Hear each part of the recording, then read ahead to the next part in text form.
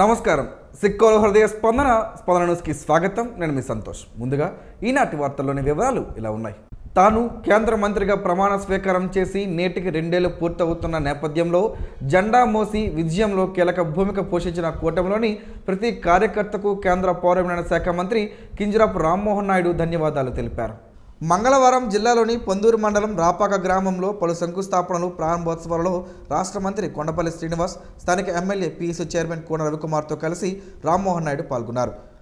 వెంకటరాయనిగూడెంలో 10.45 కోట్లతో MSME park శంకుస్థాపన అనంతరం రాపాకలో 2.20 కోట్లతో సిమెంట్ రోడ్లు, వెల్నెస్ సెంటర్, రైతులకు విత్తనాల పంపిణీ, త్రాగునీటి సరఫరా యూనిట్లను ప్రారంభించారు. అనంతరం సభా వేదిక వద్దకు చేరుకొని ఆమదాలవలస నియోజకవర్గానికి చెందిన బెల్లాన త్రినాథరావుకు 2,28,900 రూపాయలు, కొంచాడ రాజారావు 38,402 రూపాయల ముఖ్యమంత్రి సహాయ నిధి చెక్కులను అందజేశారు. కూటమి పాలన 2 ఏళ్లు పూర్తయిన నేపథ్యంలో ఏర్పాటు చేసిన సభలో రామ్మోహన్ నాయుడు మాట్లాడారు. దేశంలోనే మొదటి స్థానంలో ఆంధ్రప్రదేశ్ నిలిచిందని అన్నారు. పెన్షన్లు, స్త్రీశక్తి, తల్లికి వందనం, దీపం పథకం, అన్నదాత సుఖీభవ పథకాలు ప్రజలకు ఎంతగానో ఉపయుక్తంగా నిలిచాయని అన్నారు. రాష్ట్రం అభివృద్ధి వైపు పయనిస్తున్న నేపథ్యంలో వైసీపీ మళ్ళీ దానిని చిందరవందర చేయాలని చూస్తుందని, ప్రజలు మళ్ళీ వాళ్లకు అవకాశం ఇవ్వకూడదని అన్నారు. కార్యక్రమంలో కూటమి శ్రేణులు, స్థానికులు పాల్గొన్నారు. లక్షల రూపాయలతో బ్రహ్మాండంగా సీసీ రోడ్లు, మట్టి రోడ్లు లేకుండా చేసే బాధ్యత కూటమి ప్రభుత్వం తీసుకొని బ్రహ్మాండంగా వేశాం. ఈ గ్రామం చుట్టూ ఏ సైడ్ నుంచి వెళ్ళినా సరే ఈ రోజు బ్రహ్మాండంగా సీసీ రోడ్లు, లోపల కూడా ఉంటే అవి కూడా సీసీ రోడ్లు. ఈ రోజు 1,16,00,000 రూపాయలతో ఇంటింటికి కుళాయి వేసి తాగునీటి అవసరాలను కూడా తీర్చినటువంటిది మన కూటమి ప్రభుత్వం అనేది మళ్ళీ మీ అందరికీ తెలియజేస్తున్నాను. ఇంతటితో అయిపోయిందని కాదు, ఈ 2 సంవత్సరాల్లోనే దృష్టి పెట్టాం కాబట్టి, మిమ్మల్ని బాగు చేయాలని ఆలోచించాం కాబట్టి ఈ రోజు ఇన్ని కార్యక్రమాలు చేశాం. రేపు భవిష్యత్తులో కూడా ఇంకా చాలా చేయాలి. అంచెలంచెలుగా వాటిని కూడా చేసుకుంటూ ముందుకు వెళ్తామని ఇక్కడ ఉన్న ప్రజలకు అందరికీ హామీ ఇస్తున్నారు. నడక ఆరోగ్యానికి మహాసాధనం. ఇదే మాటను వైద్యులు, మన పెద్దలు ఎప్పుడో చెప్పారు. మారుతున్న ఆధునిక పరిస్థితుల దృష్ట్యా మనుషులకు శారీరక వ్యాయామం తగ్గడం వలన పలు రోగాల బారిన పడుతున్నాం. ఆరోగ్యానికి నడక అవసరమని తెలిపే ప్రత్యేక కథనం ఈరోజు స్పందన న్యూస్లో చూడండి. ఈ సృష్టిలో జీవిస్తున్న ప్రతి ప్రాణికి శారీరక వ్యాయామం తప్పనిసరి అని ప్రకృతి నియమం చెబుతుంది. మనిషి తప్ప ప్రతి జీవి తన ఆహారం కోసం శారీరక శ్రమ పడుతుంది. పుట్టినప్పటి నుండి మరణించేంత వరకు ఆరోగ్యంగా ఉంటూ అప్పుడప్పుడు చిన్న సమస్యలు వచ్చినా శరీరమే వాటిని నయం చేస్తూ సహజంగానే మరణించేవారు. మనిషి మాత్రం ఇప్పుడున్న సుఖాలను మించి సుఖాలను పొందే మార్గాలను అన్వేషించే మార్గంలో తనను తాను కోల్పోతున్నాడు. ఆధునిక జీవితంలో వ్యాయామం లేకపోవడం వలనే పలు రోగాలకు ఈ శరీరం వేదిక అవుతుంది. దాని పరిణామ క్రమంలో మరణాలు సంభవిస్తున్నాయి. చిన్న వయసులోనే గుండెపోటు, ఊబకాయం ఇలాంటివి ఎన్నో రోగాలు తెలియని ఎన్నో ఉన్నాయి. పూర్వం రోజుల్లో మన తాత ముత్తాతలు కాలంలో వారంతా ఆరోగ్యంగానే ఉండేవారు. ఏ పనికైనా నడిచే వెళ్ళేవారు, కష్టించి పని చేసేవారు. శుభ్రంగా వాగుల్లో దొరికే నీరునైనా చక్కగా కడుపు నిండే తాగేవారు. రాత్రి సరైన వేళకు నిద్రించేవారు. మరలా ఉదయాన వేకువజామునే నిద్రలేచి వారి పనుల్లో నిమగ్నం అయ్యేవారు. బంధుమిత్రులతో కూడా కాలక్షేపం చేసేవారు. అంతకన్నా ముందు దైవ కార్యక్రమాలు, అలాగే దాన ధర్మాలు కూడా చేసేవారు. ఇప్పుడు అవన్నీ ఉన్నాయో లేవో మనకు మనం ప్రశ్నించుకోవాల్సిందే. రోజులో సహజంగా జరిగే నడకను ఇప్పుడు వాకింగ్, ఆంగ్ల భాషలో అంటూ ఉదయాన సాయంత్రం పూటల్లో కొందరు చేస్తున్నారు. ఇది మంచి పరిణామం అయినప్పటికీ అందరూ నడక గొప్పతనాన్ని గుర్తించాలి. ప్రతి ఒక్కరూ నడకను ఎంచుకొని ఆరోగ్యాన్ని పొందాలి. ఆరోగ్య ఆంధ్రప్రదేశ్ దిశగా ప్రతి ఒక్కరూ కృషి చేయాల్సిన అవసరం ఉంది. ముఖ్యంగా ప్రభుత్వాలు ఎన్ని చేసినా ప్రజల నుంచి స్పందన రావాలి. అందులో భాగంగా ప్రజాప్రతినిధులు, స్వచ్ఛంద సంస్థలు కూడా నడక ప్రాముఖ్యతను వివరించడంతో పాటు నడక పోటీలను నిర్వహించడం, వారికి బహుమతులు ప్రదానం చేయడం, వీటికి నిధుల కోసం ప్రభుత్వాన్ని కోరడం వంటి పనులు చేయవచ్చు. మరీ ముఖ్యంగా అనారోగ్యం బారిన పడిన వారికి మందుల రూపంలో ప్రభుత్వాలు వ్యక్తిగతంగా ఎంతో ఖర్చు చేస్తున్నాం.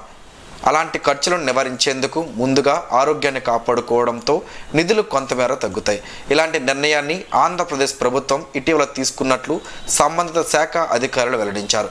వాకింగ్ ట్రాక్లను ఏర్పాటు చేయనున్నట్లు చెప్పారు. వీటి వలన పౌరులకు ఆరోగ్యం ప్రాప్తిస్తుంది, అనారోగ్య సమస్యలు రావని, ఏటా మందుల కోసం ₹1,00,00,000 ప్రభుత్వం ఖర్చు చేస్తుందని గణాంకాల ద్వారా తెలుస్తుంది. అయితే మానవులు ఆరోగ్యానికి ప్రత్యేక శ్రద్ధ వహించి ముందస్తు చర్యలకు ఉపక్రమించాలి. మన ఆరోగ్యం కోసం పరితపిస్తున్నట్లే భూమి ఆరోగ్యానికి కూడా కృషి చేయాల్సిన అవసరం అందరిపైన ఉంది.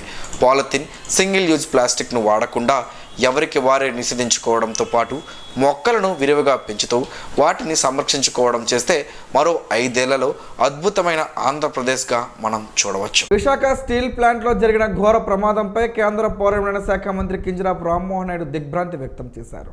కేంద్ర ఉక్కు శాఖ సహాయక మంత్రి భూపతరాజు శ్రీనివాస వర్మతో స్టీల్ ప్లాంట్ సీఎండీ ప్రభాకర్ రావులతో మాట్లాడి మృతులు, క్షతగాత్రుల వివరాలను తెలుసుకున్నారు. ప్రమాదానికి గల కారణాలను ఆరా తీశారు. క్షతగాత్రులకు అందుతున్న వైద్య సదుపాయాలను ఆరా తీశారు. మృతుల కుటుంబాలకు సానుభూతి తెలిపిన రామ్మోహన్ నాయుడు ధైర్యంగా ఉండాలని కోరారు. డీజిల్, పెట్రోల్, వంట గ్యాస్ ధరలు వెంటనే ఉపసంహరించుకోవాలని, లేకపోతే దశల వారీ ఉద్యమాలు ఉధృతం చేస్తామని సిపిఎం పార్టీ జిల్లా కార్యదర్శి డి గోవిందరావు, సిపిఐ జిల్లా కార్యదర్శి చాపర వెంకటరమణలు ప్రభుత్వాన్ని హెచ్చరించారు. పెట్రోల్, డీజిల్ ధరలను తగ్గించాలని కోరుతూ వామపక్షాల ఆధ్వర్యంలో శ్రీకాకుళం బైపాస్ హైవే వద్ద రాస్తా రోకో కోసం ర్యాలీగా వెళ్తున్న క్రమంలో హైవే వద్ద పోలీసులు అడ్డుకోవడంతో ఉద్యమకారులకి పోలీసులకు మధ్య తోపులాట, వాగ్వాదం జరిగింది. అనంతరం సిపిఎం పార్టీ జిల్లా కార్యదర్శి డి గోవిందరావు, సిపిఐ జిల్లా కార్యదర్శి చాపర వెంకటరమణ, సిపిఎం జిల్లా కార్యదర్శి వర్గ సభ్యులు బవిరి కృష్ణమూర్తి, జిల్లా కమిటీ సభ్యులు P Prasad, CPM party Etcherla మండల కన్వీనర్ ఎన్వి రమణతో పాటు 12 మందిని అరెస్టు చేసి హెచ్చర్ల పోలీస్ స్టేషన్కు తరలించారు. ఈ సందర్భంగా వారు మాట్లాడుతూ ఎన్నికలకు ముందు అధికారంలోకి వస్తే డీజిల్, పెట్రోల్ ధరలు తగ్గిస్తామని, నిత్యావసర వస్తువుల ధరలు తగ్గిస్తామని వాగ్దానం చేసి అధికారంలో వచ్చిన వెంటనే ధరలు పెంచి ప్రజలను మోసం చేస్తున్నాయని విమర్శించారు. 10 రోజుల్లో 4 సార్లు పెట్రోల్, డీజిల్ ధరలు, 2 సార్లు వంట గ్యాస్ ధరలు పెంచి ప్రజలపైన తీవ్రమైన భారాలు మోపిందని, దీనివలన ప్రజల బ్రతుకులు దుర్భరంగా మారుతున్నాయని ఆవేదన వ్యక్తం చేశారు. పెట్రోల్, డీజిల్పై ఉన్న కేంద్ర రాష్ట్ర పన్ను తగ్గించాలని, కేజీ బేసిన్లో ఉత్పత్తి అయిన సహజ వాయువుల్లో 50% రాష్ట్రాన్ని కేటాయించాలని, నిత్యావసర వస్తువుల ధరలు తగ్గించాలని డిమాండ్ చేశారు. కార్యక్రమంలో వామపక్ష నాయకులు అల్లు సత్యనారాయణ, రైతు సంఘం జిల్లా అధ్యక్షులు పొందూరు చంద్రరావు, కార్మిక సంఘ నాయకులు జగ్గారావు, బాలకృష్ణ తదితరులు పాల్గొన్నారు. బాల్య వివాహాల నిర్మూలనకు ప్రతి ఒక్కరూ కంకణబద్దులై కృషి చేయాలని జిల్లా బాలల రక్షణ విభాగం సంస్థల రక్షణ అధికారి మెట్ట మల్లేశ్వరరావు పిలుపునిచ్చారు. శ్రీకాకుళం రూరల్ మండలం ఒప్పంగి, పాత్రినవలస గ్రామాల్లో మంగళవారం కిషోరి వికాసం వేసవి శిక్షణ కార్యక్రమంలో భాగంగా బాలల గ్రామ సభలు నిర్వహించారు. ఈ సందర్భంగా 11 నుంచి 18 ఏళ్లలోపు బాల బాలికలతో బాల్య వివాహాల నిర్మూలనపై ప్రతిజ్ఞ చేయించారు. ఈ సందర్భంగా ఆయన మాట్లాడుతూ విద్యార్థుల జీవితాలను ఛిద్రం చేసే మాదక ద్రవ్యాలకు దూరంగా ఉండాలన్నారు. బాల్య వివాహ నిషేధ చట్టం, విద్యా హక్కు, మోటార్ వెహికల్ చట్టం, పోక్సో, భ్రూణ హత్యల నిషేధ చట్టాలపై అవగాహన కల్పించారు. కార్యక్రమంలో సామాజిక కార్యకర్త డి మధుర మీనాక్షి, ఈ అంగన్వాడీ కార్యకర్తలు రాధా, మంగమ్మ, భారతి, ఉపాధ్యాయుడు కొయ్యన ఆనందరావు, విద్యార్థులు పాల్గొన్నారు. నగరంలోని స్థానిక అంబేద్కర్ భవన్లో ఆదివాసీ సంక్షేమ పరిషత్, వివిధ దళిత, ఆదివాసీ సంఘాల ఆధ్వర్యంలో ఆదివాసీ సంక్షేమ పరిషత్ రాష్ట్ర ఉపాధ్యక్షులు వాబ యోగి అధ్యక్షతన ఆదివాసీ విద్యార్థి సవర చంద్రశేఖర్ ఆరోగ్య పరిస్థితిపై రౌండ్ టేబుల్ సమావేశం నిర్వహించారు. బోర్జ మండలం జంగలపాడుకు చెందిన 10వ తరగతి విద్యార్థి శవర చంద్రశేఖర్ జెమ్స్ ఆసుపత్రిలో శస్త్రచికిత్స అనంతరం కోమాలోకి వెళ్లి వెంటిలేటర్పై చికిత్స పొందుతున్నాడని నాయకులు ఆందోళన వ్యక్తం చేశారు. విద్యార్థికి మెరుగైన వైద్యం అందించడంతో పాటు ఘటనపై సమగ్ర విచారణ జరిపి బాధ్యులపై చర్యలు తీసుకోవాలని డిమాండ్ చేశారు. బాధిత కుటుంబానికి న్యాయం జరిగే వరకు ఉద్యమాన్ని కొనసాగిస్తామని నాయకులు తెలిపారు. సమావేశంలో కేవి జగన్నాథం, పేడాడ కృష్ణారావు, సవర ఎవేరు, కోత ధర్మారావు, పత్రి దానేష్, దుర్గాసి గణేష్, అథవ ఉదయ్ భాస్కర్, బత్తిలి మోహన్ రావు, భూషణ్, బైరి కుర్మారావు, రాకోటి రాంబాబు తదితరులు పాల్గొన్నారు. డీజిల్, పెట్రోల్, వంట గ్యాస్ ధరలు వెంటనే ఉపసంహరించుకోవాలని, లేకపోతే దశలవారీ ఉద్యమాలు ఉధృతం చేస్తామని సిపిఐ పార్టీ జిల్లా కార్యవర్గ సభ్యులు కొన్న Srinivas, CPI ML new democracy జిల్లా నాయకులు నేతింటి నీలంరాజు హెచ్చరించారు. పెట్రోల్, డీజిల్ ధర తగ్గించాలని కోరుతూ వామపక్షాల ఆధ్వర్యంలో Narasannapeta CMR shopping mall junction వద్ద రాస్తా రోకో నిర్వహించారు. అనంతరం సిపిఐ జిల్లా కార్యవర్గ సభ్యులు Kona Srinivas, CPI ML new democracy జిల్లా నాయకులు నీలంరాజు మాట్లాడుతూ ఎన్నికలకు ముందు అధికారంలోకి వస్తే డీజిల్, పెట్రోల్ ధరలు తగ్గిస్తామని, నిత్యావసర వస్తువుల ధరలు తగ్గిస్తామని వాగ్దానం చేసి అధికారంలో వచ్చిన వెంటనే ధరలు పెంచి ప్రజలను మోసం చేస్తున్నాయని విమర్శించారు. 10 రోజుల్లో 4 సార్లు పెట్రోల్, డీజిల్ ధరలు, 2 సార్లు వంట గ్యాస్ ధరలు పెంచి ప్రజలపైన తీవ్రమైన భారాలు మోపిందని, దీనివలన ప్రజల బతుకులు దుర్భరంగా మారుతున్నాయని ఆవేదన వ్యక్తం చేశారు. పెట్రోల్, డీజిల్పై ఉన్న కేంద్ర రాష్ట్ర పన్ను తగ్గించాలని, కేజీ బేసిన్లో ఉత్పత్తి అయిన సహజ వాయువుల్లో 50% రాష్ట్రాన్ని కేటాయించాలని, నిత్యావసర వస్తువుల ధరలు తగ్గించాలని డిమాండ్ చేశారు. ఈ కార్యక్రమంలో సిపిఐ నరసన్నపేట మండల కార్యదర్శి అరవింద్, సిపిఐ నాయకులు నవకుమార్, భాస్కర్రావు, లక్ష్మి, కుమార్, వెంకటేష్, ఎర్రయ్య, రాజు, వసంతరావు తదితరులు పాల్గొన్నారు. రాష్ట్ర వ్యాప్తంగా నిర్వహిస్తున్న యోగాంధ్ర 2026 కార్యక్రమంలో భాగంగా నగరంలోని కార్గిల్ పార్క్లో యోగా శిబిరం ఘనంగా జరిగింది. జిల్లా వైద్య ఆరోగ్య శాఖకు చెందిన సుమారు 250 మంది సిబ్బంది పాల్గొని యోగాసనాలు, ప్రాణాయామం చేశారు. ఈ సందర్భంగా జిల్లా ఆయుష్ అధికారి doctor Uttam Raj Rana, DMNHO doctor Anitha, yoga guru Murali yoga వల్ల కలిగే ఆరోగ్య ప్రయోజనాలను వివరించారు. మానసిక ఒత్తిడి తగ్గడంతో పాటు శారీరక దృఢత్వం పెంపొందించడంలో యోగా కీలక పాత్ర పోషిస్తుందని తెలిపారు. కార్యక్రమంలో వైద్యులు, పారామెడికల్ సిబ్బంది, కార్యాలయ ఉద్యోగులు పెద్ద సంఖ్యలో పాల్గొన్నారు. శ్రీకాకుళం నియోజకవర్గ బూత్ లెవెల్ ఏజెంట్ల శిక్షణ కార్యక్రమం పిఎన్ కాలనీలోని ఓపరేట్ ఫంక్షన్ హాల్లో ఘనంగా జరిగింది. రానున్న స్థానిక సంస్థల ఎన్నికల్లో వైఎస్ఆర్సీపీ కార్యకర్తలు సమిష్టిగా కృషి చేసి వైఎస్ఆర్సీపీ అభ్యర్థులను గెలిపించాలని యువత ధర్మాన రామ్మనోహర్ నాయుడు కోరారు. కూటమి ప్రభుత్వం మోసాలకు నిరసనగా ఈ నెల 12వ తేదీన నియోజకవర్గ కేంద్రంలో జరిగే భారీ నిరసన ర్యాలీని పెద్ద ఎత్తున పాల్గొని విజయవంతం చేయాలని కోరారు. ఈ సందర్భంగా ఏర్పాటు చేసిన కార్యక్రమంలో నల్ల కండువాలు వేసుకుని యువనేత ధర్మాన రామ్మనోహర్ నాయుడు, వైఎస్ఆర్సీపీ నేతలు టీడీపీ ప్రభుత్వం పట్ల నిరసన తెలిపారు. ఈ సందర్భంగా యువనేత రామ్మనోహర్ నాయుడు మాట్లాడుతూ ప్రభుత్వం ఏర్పడిన తర్వాత మేనిఫెస్టో హామీలను గాలికి వదిలేశారని అన్నారు. వైఎస్ఆర్ కాంగ్రెస్ పార్టీ సానుభూతి పరులు ఓట్లు తొలగించకుండా బిఎల్ఓలు, పార్టీ నాయకులు సమిష్టిగా కృషి చేయాలని సూచించారు. కార్యక్రమంలో పార్టీ నాయకులు, కార్యకర్తలు, అభిమానులు పాల్గొన్నారు. జేసీఐ సేవలు నిరుపమానమని కేంద్ర పౌర విమానయాన శాఖ మంత్రి కింజరాపు రామ్మోహన్ నాయుడు కొనియాడారు.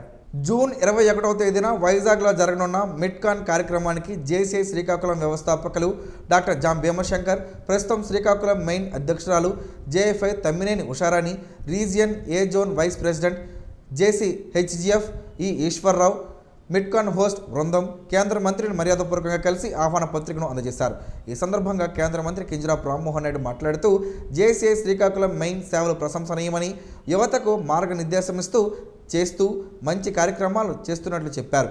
నాయకత్వ లక్షణాలు, సామాజిక అవగాహనతో పాటు సమాజ సేవలు కొనసాగించడం గొప్ప విషయమని, నిరంతర సేవలు కొనసాగాలని ఆకాంక్షించారు. నగరంలోని స్థానిక సన్షైన్ స్కూల్లో ఐసీడీఎస్ ఆధ్వర్యంలో కిషోర్ వికాస్ కార్యక్రమం మంగళవారం ఘనంగా జరిగింది. ఈ కార్యక్రమానికి ముఖ్య అతిథిగా 31వ డివిజన్ ఇన్ఛార్జ్ ఏపీ కనీస వేతనాల సలహా మండలి డైరెక్టర్ విభుదు సూరిబాబు పాల్గొని మాట్లాడారు. చిన్నారులకు బ్యాడ్ టచ్, గుడ్ టచ్పై అవగాహన కల్పించారు. అలాగే బాల్య వివాహం వల్ల కలిగే అనర్థాలను తెలియజేస్తూ బాల్య వివాహాలను ప్రతి ఒక్కరూ వ్యతిరేకించాలని తెలిపారు. ఇప్పటికే బాల్య వివాహాల వలన కలిగే అనర్థాలపై పెద్ద ఎత్తున అవగాహన కల్పిస్తున్నట్టు తెలిపారు. సోషల్ మీడియా వల్ల కూడా కలిగే అనర్థాలను వివరించారు. ఎక్కువగా సెల్ ఫోన్ను చూడకూడదని, చూడడం వలన కలిగే అనర్థాలను వివరించారు. కంటి చూపు తగ్గుతుందని, అలాగే కొన్ని రకాల అనర్థాలు ఉంటాయని వివరించారు. కార్యక్రమంలో ఐసీడీఎస్ సూపర్వైజర్ యోగేశ్వరి, పాఠశాల director Pradeep, ANM Saritha, ICDS PO Nagamani, academic director Neeraja, Nageswara Rao, Sudhakar, prime minister Pushpa, Pramila, ఉపాధ్యాయులు తదితరులు పాల్గొన్నారు. ఎండు ఖర్జూరంతో పలు ఆరోగ్య ప్రయోజనాలు ఉన్నాయని ఆరోగ్య నిపుణులు చెబుతున్నారు. ఆ వివరాలేంటో ఈరోజు ప్రసారమయ్యే ఆరోగ్యమే మహాభాగ్యంలో తెలుసుకుందాం.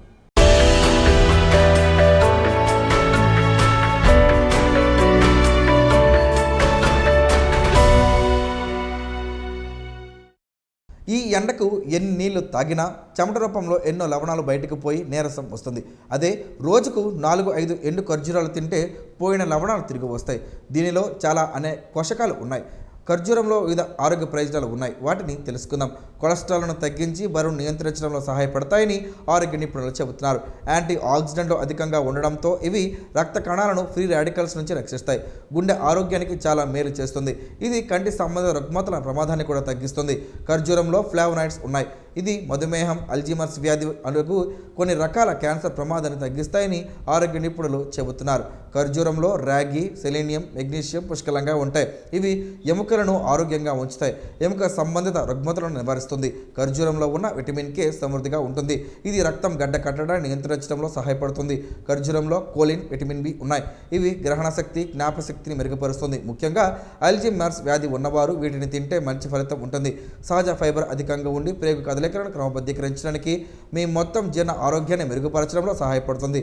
కాలేయ ఫైబ్రోసిస్ను నిరోధించడంలో కూడా పనిచేస్తుంది. ఆరోగ్యకరం కాలేయ పనితీరుకు శరీరానికి సహకరిస్తుంది.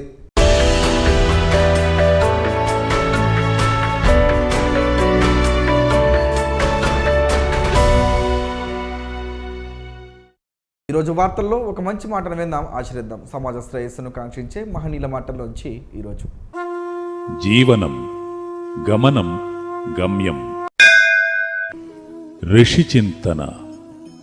ప్రారంభం కంటే ముగింపు చాలా కష్టం. ప్రారంభం తపనతో మొదలగును, ముగింపు త్యాగంతో ముగించాలి. ఆకలికి ఉపశమనమే లేదు, అనుభూతికి ఉనికే లేదు. ఓం శ్రీ గాయత్ర్యై నమః. స్పందన ప్రేక్షకుల కోసం స్పందన న్యూస్ని ఇప్పుడు యూట్యూబ్లో అందుబాటులో ఉంచడమైంది. SDV స్పేస్ స్పందన అని టైప్ చేసి వీక్షకులు తమ అనుకూలమైన సమయంలో న్యూస్ని వీక్షించగలరు. ఈ వార్తలు ఇంతటితో సమాప్తం. మరలా ప్రసారం అయ్యే స్పందన న్యూస్లో కలుసుకుందాం. అంతవరకు సెలవు, నమస్కారం. మీ మాటే మా బాట.